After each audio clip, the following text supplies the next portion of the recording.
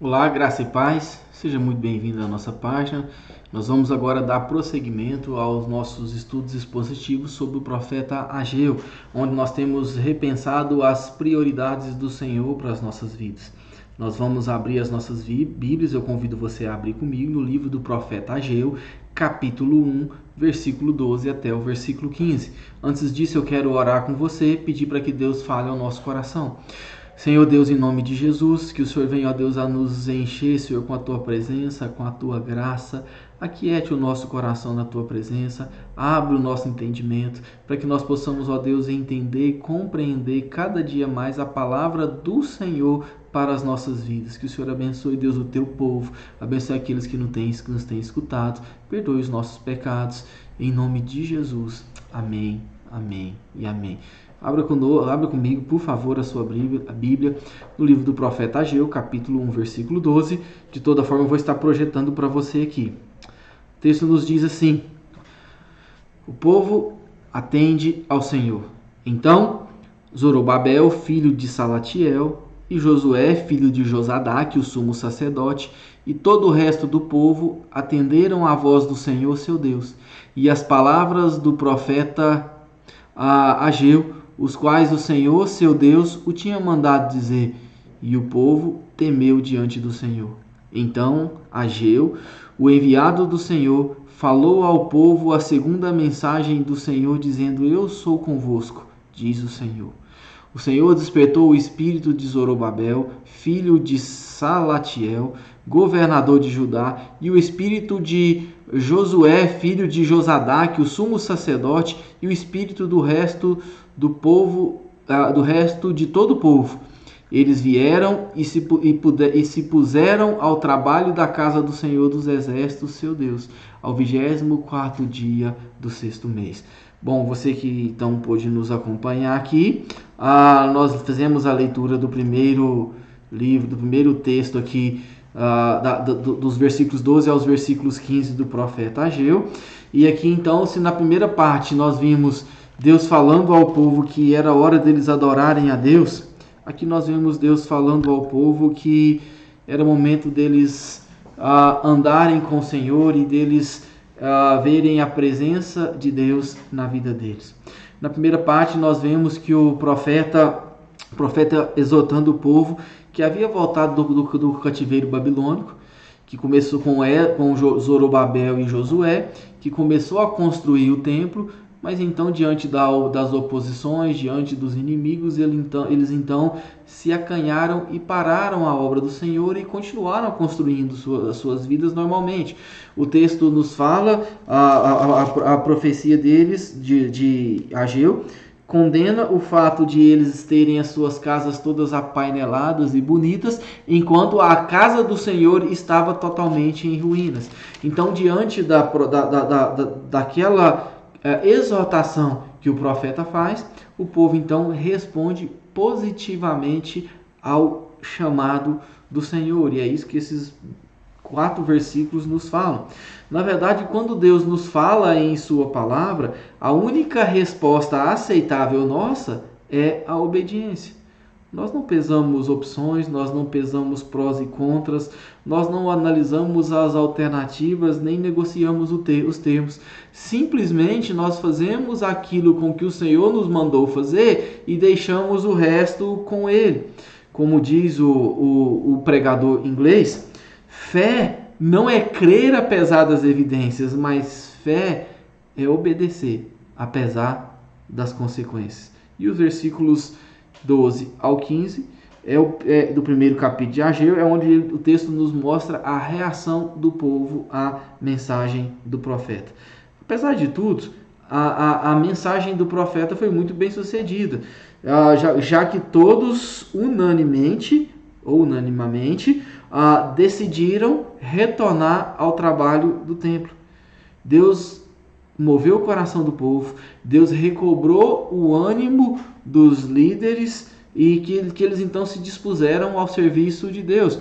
O texto que nós lemos, o primeiro versículo 12, nos diz que então Zorobabel, filho de Salatiel, e Josué, filho de Josadaque, o sumo sacerdote, e todo o resto do povo atenderam à voz do Senhor, seu Deus.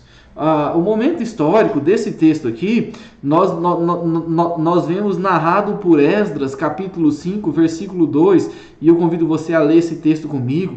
O texto nos diz o seguinte, eu vou ler o versículo 1 para que você entenda o contexto, e esse texto está exatamente no versículo 2. Ora, os profetas Ageu e Zacarias, filho de Ildo, profetizaram aos judeus que estavam em Jerusalém, em Judá e em Jerusalém, em nome do Deus de Israel, cujo espírito estava com eles. Então se dispuseram Zorobabel, filho de Sealtiel, e Jesua, filho de Josadaque, a começarem a edificar a casa de Deus, o qual está em Jerusalém. Olha só o texto grifado aqui. E com eles os referidos profetas de Deus que os ajudaram. O texto nos fala aqui que os próprios profetas Zacarias e Ageu trabalharam na obra do Senhor, ou seja, eles arregaçaram suas mangas e de fato eles foram também servos de Deus ali naquela obra que o Senhor estava começando. Uma coisa que nos chama atenção também nessa segunda parte aqui da mensagem de Ageu é que ele usa o termo resto para designar o povo de Judá exatamente no momento em que eles atenderam a voz do Senhor, seu Deus. O resto aqui é o mesmo que dizer remanescente. Aliás, quando nós pensamos em alguns profetas, por exemplo, como Isaías, o remanescente foi um tema característico da profecia de Isaías. Por exemplo, se você for ver comigo Isaías capítulo 6, versículo 11 a 13 e alguns outros versículos, nós vamos ver exatamente o texto falando sobre isso. O profeta, na visão dele do templo, ele advertiu o povo sobre a destruição, a qual daquela semente um pequeno grupo sobreviveria. Olha só, vamos lá no profeta Zacarias no profeta Isaías para nós podermos entender isso. Olha nos que diz os textos aqui no capítulo 6, versículo 11 a 13. Então disse eu: até quando, Senhor? Ele respondeu: até que sejam desolados as cidades e fiquem sem habitantes, as casas fiquem sem moradores e a terra seja de todo assolada. E o Senhor afaste dela os homens, e no meio da terra seja grande o desamparo. Mas se ainda ficar a 10ª parte dela, tornará a ser destruída, como terebinto e como carvalho, dos quais, depois de derribados, ainda fica o toco. Olha só a expressão grifada aqui. Assim, a santa semente é o toco, falando aqui daquele restinho que sobrou, do toco que sobrou, dali que vai sair então a santa semente, apontando para o remanescente que é esse povo, da onde viria Jesus Cristo, que cumpriria a promessa da aliança feita a Davi como filho de Davi. Olha só um outro texto também falando sobre isso, Isaías capítulo 7, versículo 3, nos diz assim: disse o Senhor a Isaías: agora sai tu com teu filho, que se chama, olha só, um resto volverá ao encontro de Acás, que está em outra extremidade do aqueduto do açude superior, junto ao caminho do campo do lavoureiro. Olha só, o resto volverá, lembrando aqui do remanescente. Ainda em Isaías capítulo 10, versículo 21, já começa falando, olha só, o restante se converterão ao Deus forte, assim os restantes de Jacó. E ainda para nós referenciarmos aqui ainda mais esse texto, Isaías capítulo 11, versículo 11, naquele dia o Senhor tornará a estender a mão para resgatar o restante, olha só, veja o termo restante, do seu povo, que foi deixado da Síria, do Egito, de Patros, da Etiópia, de Elão, de Siná, de Amate e das terras além mar. Olha só que coisa maravilhosa, é exatamente esse restante, exatamente esse remanescente que o profeta está se referindo aqui, que eles então atentaram à voz do Senhor. E ele chega no final dizendo, no versículo 12, dizendo que o povo temeu diante do Senhor. Que coisa maravilhosa nós vemos nesse texto aqui.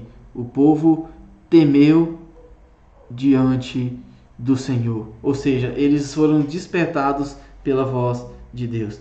É maravilhoso nós pensarmos que em todas as gerações, Deus então preserva um remanescente fiel, um remanescente ao qual Ele mesmo chamou, ao qual Ele mesmo busca e traz o arrependimento, ao qual Ele mesmo restaura e a qual Ele desperta para a sua obra. Uma coisa importante nós pensarmos aqui é que aqueles líderes eles foram obedientes, mas eles jamais nós podemos dizer que eles foram obedientes exclusivamente pela sua própria vontade, a vontade humana. Mas sim, isso foi um resultado da operação de Deus no coração deles. Da mesma forma com que Deus havia tocado o coração do rei Ciro, um rei que não era judeu, mas que permitiu que os exilados retornassem para Jerusalém com Zorobabel, inclusive levantassem os recursos, da mesma forma que ele moveu o coração dos líderes e também do resto do povo, para que a obra do Senhor continuasse. Nós devemos lembrar aquilo que o apóstolo Paulo fala em Filipenses capítulo 2, versículo 13. Porque Deus é quem efetua em vós, tanto querer como realizar, segundo a sua boa vontade. Louvado seja Deus, porque tudo é dele, tudo vem dele, inclusive o transformar o coração, inclusive o amoldar o coração, inclusive o quebrar o coração do povo. O ser humano corrompido pelo pecado não é capaz de se aproximar de Deus sozinho, não é capaz de dar uma resposta positiva a Deus e muito menos de obedecer os mandamentos. Mas quando o Senhor chama o pecador ao arrependimento, e quando o Senhor chama esse pecador arrependido para o serviço da obra do Senhor, o seu chamado de fato é irresistível. E essa foi a resposta do povo a Deus. Mas mais interessante do que a resposta do povo a Deus foi a resposta de Deus à resposta do povo, ou seja, a contra-resposta de Deus. Assim que o povo deixou clara a sua intenção de executar as instruções que Ageu tinha dado, eles então receberam o incentivo do Senhor. E é o que diz o versículo 13. Então, Ageu, o enviado do Senhor falou ao povo, segundo a mensagem do Senhor, dizendo: Eu sou convosco, diz o Senhor. Veja que a obediência acaba revelando mais da vontade de Deus para as nossas vidas. O povo sabia que era a vontade do Senhor que fizesse o tempo, mas agora que eles obedeceram, eles então entendem que o Senhor iria estar com eles e que o Senhor iria ajudar e que o Senhor iria continuar providenciando todos os recursos e os meios para que eles fizessem. Isso é uma grande verdade. Sempre quando o cristão se dispõe sinceramente a ser um instrumento de Deus nas mãos do Senhor a serviço do reino, e se propõe firmemente no seu coração a obedecer à palavra do Senhor e aos seus mandamentos, sem dúvida ele experimenta a presença maravilhosa, revigorante, reconfortante e auxiliadora do Espírito Santo na sua vida. E olha que antes mesmo de começar o trabalho, porque eles nem haviam começado e Deus já tinha dito: eis que estou convosco. Só pela a intenção, só o seu desejo de servir ao Senhor, só o seu desejo de adorar o Senhor já é motivo suficiente para que Deus trabalhe na sua vida, para que Deus reconforte o seu coração e para que Deus te dê ânimo. Quando nós olhamos para o Novo Testamento, nós vemos aqui que sempre foi assim: Deus endossa e Ele confirma nos auxiliar as nossas decisões quando elas são boas. Aqui o termo aqui enviado do Senhor acaba fazendo um tipo do Messias em Ageu. Olha só o que diz aqui a palavra em Mateus capítulo 28, versículo 19 e versículo 20, o conhecido texto da grande comissão. Assim que Deus então comissionou a sua igreja a ir e fazer discípulos de todas as nações, batizando-os em nome do Pai, do Filho e do Espírito Santo, e logicamente ensinando a guardar todas as coisas que Ele tinha ordenado, olha só a promessa dele, se não é parecida: e eis que estou convosco todos os dias, até a consumação dos séculos. Olha que a palavra muito parecida aqui, né? Quando Ageu, então, ele é chamado aqui do enviado do Senhor, e a palavra hebraica aqui, Malach-Yehovah, ou Jeová, se refere ao profeta, se refere a ele como mensageiro de Deus. E no Antigo Testamento, esse termo é frequentemente usado para designar o anjo do Senhor. Por exemplo, quando Abraão estava ali para sacrificar Isaac, e aparece ali o anjo do Senhor. Ou quando no chamado de Moisés, que aparece o anjo do Senhor. Ou no momento em que a mãe de Sansão foi informada pelo anjo do Senhor que ela teria um filho. Em todas essas ocasiões, essa expressão foi usada. É como se o próprio Cristo estivesse falando por meio do profeta ao povo. Olha que coisa maravilhosa. O próprio Cristo se manifestando, dizendo que está junto com o povo, e Ele está conosco até a consumação dos séculos.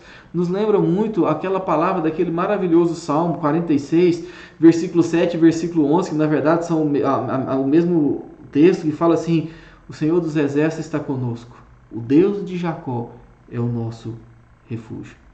Quando nós chegamos no verso 14, o verso 14 apenas reforça o verso 12, ou o versículo 12, confirmando que toda aquela motivação foi pela ação poderosa de Deus nos corações.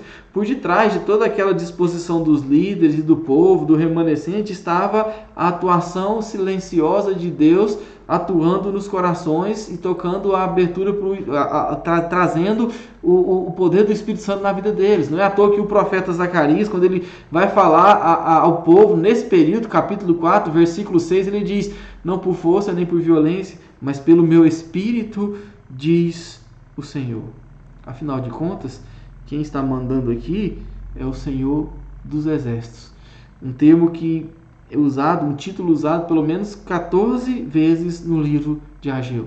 Aliás, esse título é um título recorrente no Antigo Testamento, ocorre pelo menos 300 vezes e é predominantemente nos livros proféticos, no qual ocorre 247 vezes. E com proporção maior nesses profetas pós-exílicos, 14 vezes em Ageu, 53 vezes em Zacarias e 24 vezes em Malaquias. A palavra aqui hebraica usada para exércitos, Sebaot, tem um significado eminentemente militar, ou seja, as hostes de soldados. O mesmo Deus que convoca o povo à batalha, que convoca o povo ao trabalho, é o mesmo que lidera todas as hostes celestiais a serviço dos seus. Como diz lá, Salmo 34, versículo 7 e 8. O anjo do Senhor se acampa ao redor daqueles que o temem. Olha que coisa maravilhosa. Deus está conosco. Deus está contigo, meu irmão. Deus está contigo, minha irmã. Todas as vezes que nós nos colocamos a fazer o trabalho do Senhor. Essa disposição deles aconteceram exclusivamente numa data, versículo 15, ao 24º dia do 6º mês. Olha que coisa interessante a questão que Ageu trabalhar a questão do calendário. A mensagem foi entregue, segundo o capítulo 1, versículo 1, no primeiro dia deste mês. E agora o povo começou a trabalhar no dia 24 deste mesmo mês, ou seja, 23 dias depois. E a pergunta que por que tanta demora para que o povo começasse então a trabalhar? O que estava por trás disso? Será que era só a letargia do povo em ouvir a palavra do Senhor, já que eles já haviam parado por 16 anos? Bom, existem algumas coisas citadas pelos comentaristas que são consenso. O primeiro lugar é que aquele mês era o mês da colheita de figos e de uvas. E o povo então não queria perder a safra, já que eles precisavam daquilo para o seu sustento. A segunda coisa é que antes de construir, eles precisavam então remover os escombros do local do templo, fazer um inventário dos suprimentos que já tinham e então organizar as equipes para irem então fazer a obra do Senhor, que nós vamos ver qual obra agora mesmo. Também por último, e não é rejeitada essa possibilidade, que é possível que o povo tenha separado um tempo para confessar os seus pecados e se purificar antes de fazerem a obra do Senhor, já que esse era um costume do povo de Israel. Os irmãos lembrem comigo, por exemplo, que quando o povo foi entrar na terra prometida, antes disso Deus falou a Josué: fala para o povo se consagrar, para que depois eles entrem então na terra que eu lhe dei. Então é possível que eles tenham feito isso, e de fato nós temos que fazer isso nas nossas vidas, consagrar para a obra do Senhor. Uma coisa interessante de nós lembrarmos aqui também é que esse não era nem o início da construção. O que eles estavam aqui era obedecendo a ordem do capítulo 1, versículo 8, onde o Senhor fala para que eles fossem ao monte e trouxessem madeira para casa. Ou seja, eles estavam em obediência a esse versículo. O lançamento mesmo, de fato, das bases secundárias aqui do templo, só ocorreu 3 meses depois, no 24º dia do 9º mês, segundo o capítulo 2, versículo 18. E o término da construção só veio 5 anos depois, no dia segundo os estudiosos, dia 12 de março de 505 a.C., no nosso calendário moderno. Você vai ver isso no livro de Esdras, capítulo 6, versículo 15. Bom, o que nós aprendemos com essa pequena porção do texto? Na verdade, nós temos muito a aprender. São as lições importantes. A primeira delas, como reforça bem o Wiersbe, nós temos a tendência frequente de inventarmos desculpas quando nós deveríamos, na verdade, estar confessando o nosso pecado e obedecendo ao Senhor. Se você lembrar comigo, quando Deus levantou para falar com o povo estava dizendo assim, em versículo 2, não veio ainda o tempo em que a casa do Senhor deve ser edificada. E, de fato, já havia passado o tempo, né? Já havia chegado o tempo e o Senhor estava cobrando deles. E, normalmente, a gente usa essa mesma desculpa. Ainda não é hora de começar a evangelizar, a gente precisa se preparar mais. Ainda não é hora do Senhor trazer o reavivamento ao nosso coração, porque Deus ainda tem muita coisa a fazer. Ainda não é hora de expandir o ministério, não é hora de criar uma nova congregação, não é hora de nós, então, organizarmos a igreja. E quando nós agimos assim, nós agimos como se nós pudéssemos entender os tempos e as épocas que Deus ordenou ao seu povo. É como se nós compreendêssemos o tempo de Deus.